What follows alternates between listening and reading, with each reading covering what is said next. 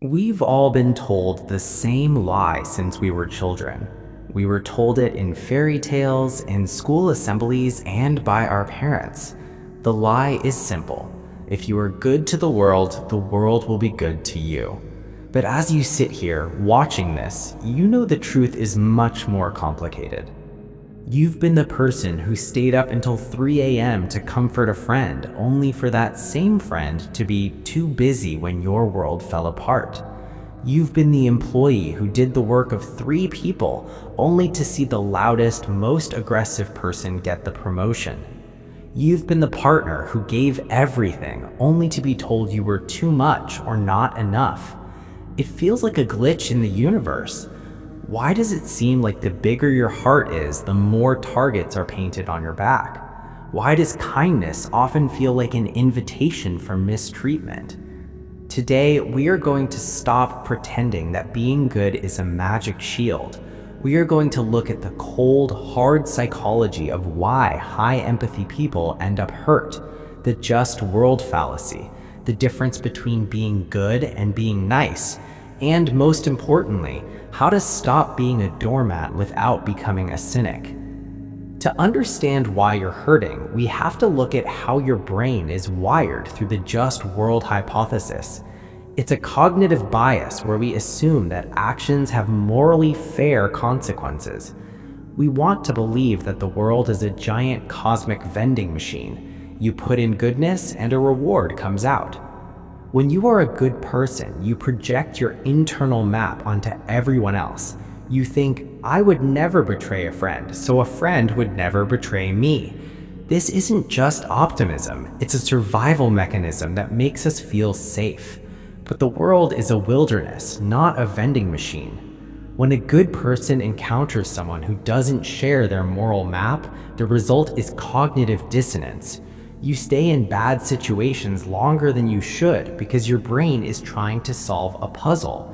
If I'm doing everything right, why is this going so wrong? You start to think that if you just do more, if you're even kinder, even more patient, the world will eventually balance out.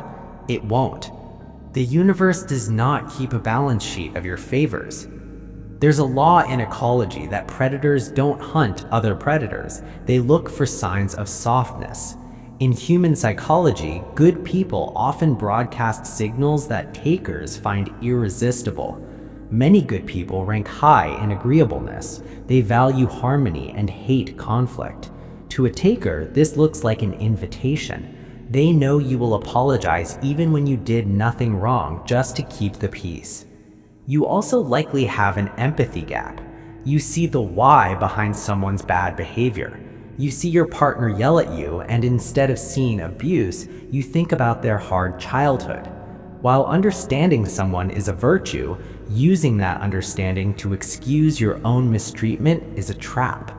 You end up loving people for their potential while they're busy hurting you in the present. We must also distinguish between being a good person and being a nice person. Nice is often about external validation, being polite and wanting people to like you. Good is about internal integrity and doing the right thing even if it makes people angry. A lot of people who always end up hurt are actually practicing fawning, a trauma response where you become overly helpful to neutralize a threat or ensure you aren't abandoned. If you are being good because you're afraid of what will happen if you say no, you aren't being virtuous, you are being a hostage to your own fear. Takers don't respect nice people, they use them. They only respect good people who have boundaries. If you feel like a fixer, there is a specific type of hurt reserved for you. When you try to save someone, you create a power imbalance. Eventually, that person will start to resent you because your presence reminds them of their failure. Your kindness becomes a mirror showing them their own brokenness, and eventually they will try to break that mirror. Many fixers focus on others so they don't have to look at their own internal wounds. When that person fails to change, the hurt is devastating because you lost your sense of purpose. Being the good one leads to empathy fatigue. Because you are the listener and the helper, people assume you are indestructible. They pour their trash into your bucket, but they never ask if your bucket is full.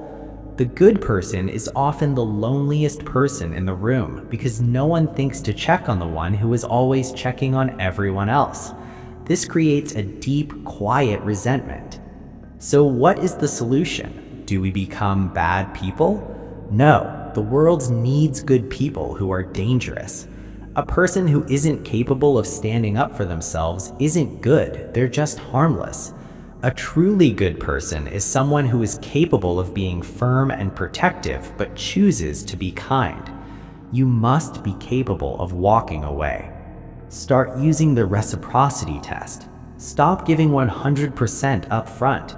Give 10% and see if they return 10%. If you give 50% and they give 0, stop. Don't try to fill the gap with more kindness. That just trains them to give even less. Learn that no is a prayer for your own sanity. When you say no to a person who is draining you, you are saying yes to your own mental health and to the people who actually deserve your energy. Radical acceptance. Accept that some people will think you are the villain because you set a boundary. Let them. Their opinion of you is none of your business. Stop giving second chances to people who haven't even apologized for the first mistake. Forgiveness is releasing the debt so you don't carry the anger. It has nothing to do with giving that person access to you again. Your kindness is a gift, not a debt you owe the world. You are the steward of your own heart. If you give it away to people who trample it, you won't have anything left for the people who would cherish it, including yourself. You've been hurt because you were brave enough to be open. That is a superpower, but even superheroes have to choose which battles are worth fighting. You are not a service station, you are a human being. Don't let the world make you hard, just let it make you wise. If this resonated with you, subscribe so we can build a community of people who are good but not weak. Comment the word boundaries below to signal that you're ready to protect your light. Take care of yourself because you can't pour from an empty cup. I'll see you in the next one.